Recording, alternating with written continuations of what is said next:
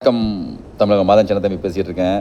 மு.க. ஸ்டாலின், முதலமைச்சர் மு.க. ஸ்டாலின், நீங்களாம் இப்படி ஒரு முதலமைச்சர் இருக்கிறதுக்கு தகுதி இருக்கா இல்லையான்னு என்னோட ஒரு கேள்வி. உன்னெல்லாம் அந்த மக்கள் தேர்ந்தெடுத்துச்சு பார்த்தியா? அந்த சாமி கும்பிட்ற மக்கள் 80% 90% வந்து மக்கள் வந்து சாமியை நம்புகிற மக்கள் வந்து உனக்கு தேர்ந்தெடுத்துச்சு பார்த்தியா? நீ அவங்களுக்கு கொடுக்குறதுக்கு வந்து அவங்களுக்கு கொடுத்த நல்ல ஒரு காரியம் என்ன தெரியுமா? நீ சொல்கிற திருப்பரங்குன்றத்தில் இந்துக்களை போய் தீபம் ஏற்றக்கூடாதுன்னு சொன்னேன்.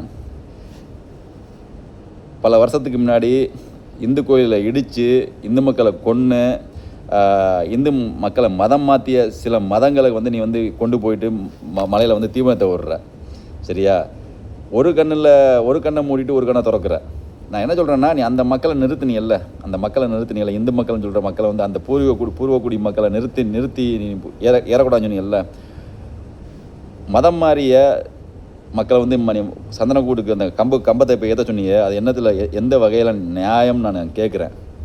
கட்டாயமாக நான் கேட்க தான் செய்வேன். சரியா?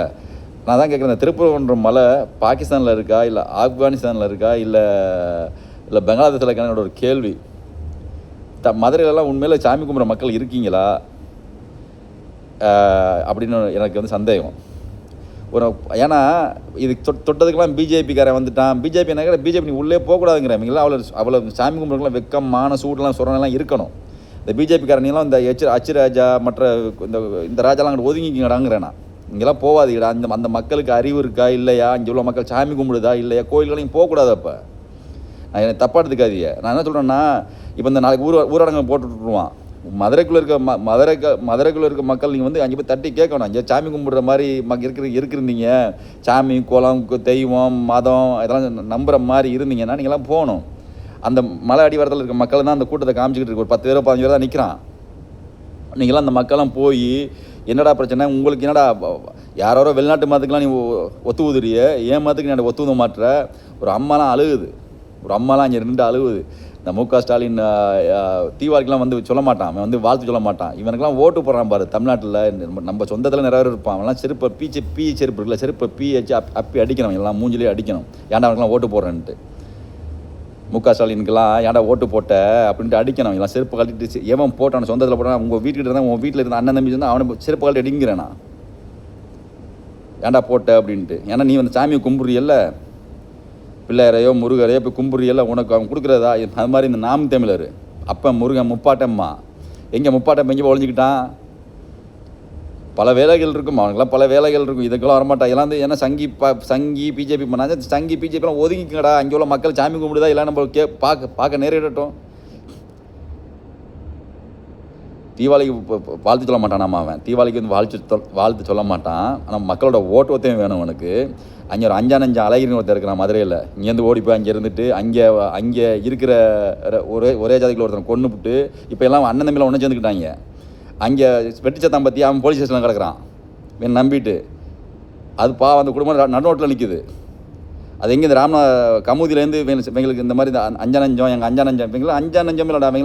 இவங்களுக்கெல்லாம் ஏன்டா நீங்கள் போய் அடியாள் வேலை பார்த்துக்கிட்டீங்கன்னு கேட்குறாங்க. அங்கே உள்ள தேவமாறான்னு கேட்குறேன். மதுரை இருக்கிறதுலையே மிகவும் அசுத்தமான நகரம் மதுரை அப்படின்னு சொல்லிட்டு அவன் பேரான இப்போ எம்பியாக இருக்கான்ல, இப்போ ஒருத்தன் எம்பியாக கம்யூனிஸ்டில் இருக்கான்ல, அவன் தான் இங்கே மதுரைக்கு எம்பி. அவனுக்கு அந்த வெக்கமான அவன் தான் பாதி கேம் விளாடுறது. மு.க. ஸ்டாலினுக்கு நான் வந்து சொல்கிறது என்ன அப்படின்னா, இதோட உனக்கு வந்து நீ வாழ்க்கையிலே நீ முதலமைச்சர் ஆக மாட்டான், உன் மயனை முதலமைச்சர் ஆக மாட்டான்ட்டு இதுக்கு மேலே உனக்கு ஓட்டு போட்டாங்கன்னா அது வந்து அந்த ஆண்டவன் தான் வந்து காப்பாற்றணும்னு நான் சொல்ல ஆசைப்பட்டுக்கிறேன். மதுரையில் இருக்கிற சாமி கூற மக்கள் இருக்கிறீங்களா என்னோட ஒரு கேள்வி. இல்லை அப்படி இல்லைன்னா நீங்களாம் என்ன பண்ணணும்னா மதத்தை மாற்றிடுங்கிறேன். சாமி கும்பிடுங்க.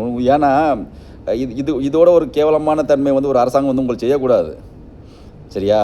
ஒருத்தன் வந்து சாமியோ மதத்தை நம்ம நம்பி கும்பிட்றோம்னா மற்ற மதத்துக்காரனை ஏற்றி நீ வந்து ரெண்டே நிப்பாட்டிருக்கணும். என்னோட வந்து கொஸ்டின் நீங்கள் என்னென்னா, நீ அவனையா ஏற்ற விட்ற, அவனையே உள்ளே விட்றேங்கிறேண்ணா. அவனே சரி அங்கே நான் அந்த மலைக்கு அடிவாரத்தில் அந்த மதம் எப்போ வந்துச்சு? அந்த மதமே எப்போயா வந்துச்சு? ஒரு மதங்கிறது எப்போ வந்துச்சு? எந்த மதம் பழைய மதம் அப்படிங்கிறது உனக்கு எல்லாருக்குமே தெரியும். சரி, தாயா பிள்ளையா பழகுறாங்க. நீ விடு, 2 பேரை நீ விட்டுருக்கணும்.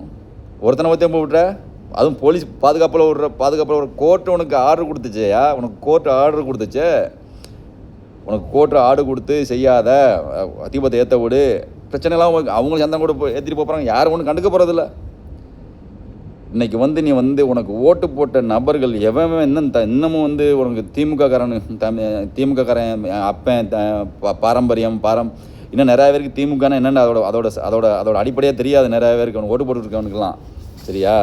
எல்லா குடும்பத்திலையும் இருப்பான். எல்லா குடும்பத்துலேயும் ஒரு 10ல் 2 பேரும் 3 பேர் இருப்பான். இன்னமும் அந்த போட்டாங்கன்னு வச்சுக்க, ஓட்டு போட்டாமல் பார்த்து வச்சுங்களேன், அதோட ஒரு கேவலமாக இருந்துச்சுமோ நம்ம பார்த்ததில்ல. அந்த திமுககாரனுக்கு போடுறவனுக்கு திமுககாரன் வச்சு சம்பாரிச்சவன் யாராருன்னு பார்த்தீங்கன்னா, நேற்று ஒரு 2 வருஷத்துக்கு மேலே 3 வருஷத்துக்கு மேலே குடிக்க கஞ்சி இல்லாதவன், சரியா, எந்த வேலைக்கும் போகாதவன், அவன்லாம் இன்றைக்கி பார்த்தீங்கன்னா பல கோடீஸ்வரன். இவனை வச்சு சம்பாரிச்சவன் அவனை ஏன்னா அவன் மாதிரி ஆட்களெல்லாம் வந்து என்னென்னா, நான் என்ன சொல்கிறேன்னா, ஸ்டாலினை வச்சு சம்பாரித்த இந்த மாதிரி நபர்களை அடுத்த திருப்பு வாராம் பார்த்தியா, சிஎம் கேண்டிடேட் வரான் பார்த்தியா, அப்படி இன்னும் வேறாச்சும் நின்று ஜெயிச்சாங்கன்னு வச்சிங்களேன், என்னோடய ஒரே ஒரு இது இருக்கோம்னா, நான் வேணால் லிஸ்ட்டு தரேன், ஒவ்வொரு மாவட்டத்துக்கும் எம்எல்ஏ பிடிங்கடாங்கிறேன். நான் வந்து ஒவ்வொரு எம்எல்ஏக்கு நிற்கிறாங்க பார்த்தியா, எம்எல்ஏக்கு நின்னா பார்த்தியா, எங்கே போனேன் எம்எல்ஏ பிரசிடென்ட்டு, ஊர் பிரசிடென்ட்டு, எம்எல்ஏ இவங்களுக்கு நின்று டிஎம்கேல நின்று நம்ம பார்த்தியா, 100ல் ஒரு 2 3 4 5 பேர் 10 பேர் இருக்கிறாங்க நல்லதுங்க டிஎம்கேல. சரியா?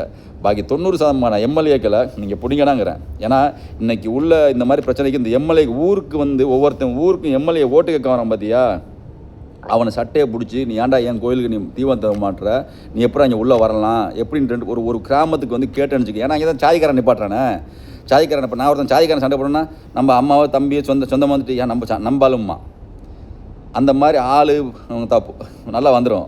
அந்த மாதிரி சொல்லும் போது செருப்பு கால் அடித்து உள்ளே போங்கணும் நான் கேட்குறாங்கணும்.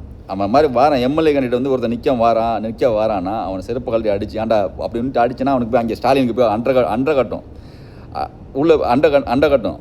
சரியா? இந்த திருப்பத்தையும் தோத்தானா வாழ்க்கையில் அவன் ஸ்டாலிங்கிறவன் ஜெயிக்க மாட்டான்டா. இதனால நான் எழுதி வச்சுக்கடா, இந்த வாட்டி ஒருத்தன் ஜெயிச்சான் தோத்தான்னு வச்சுக்க, இந்த வாட்டி ஸ்டாலின் தோத்துட்டான்னு வச்சுக்கவ.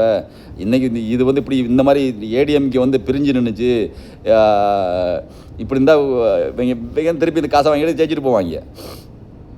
சரியா? இதுக்கு ஒரு முடிவு கட்டணும். ஏன்னா என்ன முடிவு கட்டணும்னா, இந்த திமுககாரங்களாம் ஏதா காசு இத்தனை வருஷமாக 2 வருஷத்தில் கோடீஸ்வரன் ஆகிறான், 5 வருஷத்தில் கோடீஸ்வரன், 5 வருஷத்தில் கோடீஸ்வரன் ஆறான்டா. ஊருக்கு இருக்கான்டா, எம்எல்ஏ கையில் வச்சுக்கிறான், எம்எல்ஏ ஊருக்கு ஒரு எம்எல்ஏ கையில் வச்சுக்கிறான். அவனுக்கு கான்ட்ராக்ட் போகிற ரோட்டுக்கு போகிற கான்ட்ராக்ட்லேருந்து வீட்டிலேருந்து மசிலேருந்து மட்டையிலேருந்து எல்லாம் கட்டுறான் திமுககாரன். அப்படி தான் அவன் எப்படி போய் எதிர்த்து நிற்பான் கோயில் குளத்தை பண்ணும்போது. நம்ம மாதிரி ஆட்கள் வந்து கோயிலும் குளத்தை இருக்கும்போது அவன் நிற்க மாட்டானையா.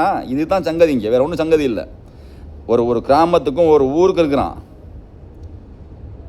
ஒவ்வொரு ஊருக்கும் ஒரு கிராமத்துக்கு இருக்கிறான். எதுக்கு வரமாட்டான், எதுக்கு வந்து நிற்க இவன்? ஏன்னா நாளைக்கு சம்பாதிக்க முடியாதுல்ல. திருப்பூர்ன்ற மலைக்கு ஏன்டா ஏற்ற விட்டால் உங்களுக்கு என்னடா பிரச்சனை? ஸ்டாலின்லாம் நீ வந்து ஒரு படிக்காத ஒரு முதலமைச்சர், நீ வந்து அப்படி பெரிய என்னத்தை படித்தேன்னு கேள்வி. உனக்கு வந்து நிற்க பார்த்தியா போலீஸுலாம், அதெல்லாம் வந்து போலீஸ் வந்து நிப்பாட்டுறான். நீ உன் பொண்டாட்டிலாம் கோயிலுக்கு போக மாட்டேன், நீ கோயிலுக்கு போகிறது இல்லையா? உனக்குள்ள வெக்கம் மான சூடு சொன்னலாம் இருக்கா இல்லையா? நான் கேட்குறேன். அந்த போலீஸுக்கெல்லாம், இந்த போலீஸில் இருக்க தங்கச்சிகள்லாம் வந்து நிற்குது, அதெல்லாம் மறைச்சிக்குது. இன்றைக்கி உங்களுக்கு வெக்கமாக இல்லை? ஒருத்தன் எங்கேயோ அந்த வெளிநாட்டு மதத்தை வந்து உள்ளே விட்டு போய் ஏற்றுறான்னு சொல்லும் போது அந்த சொந்த மதத்தில் இருக்கிறவனை நீ உன்னை நிப்பாட்டுற, அதுக்கெல்லாம் கேட்க ஆள் இல்லை.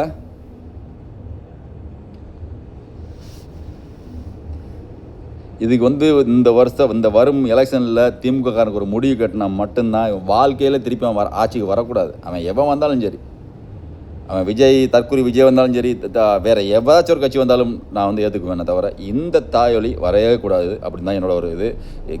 என்னையை பொறுத்த வரைக்கும் திருப்பி தான் வருவான். ஏன்னா அப்படி இருக்குது இப்போ இருக்க அரசியல்.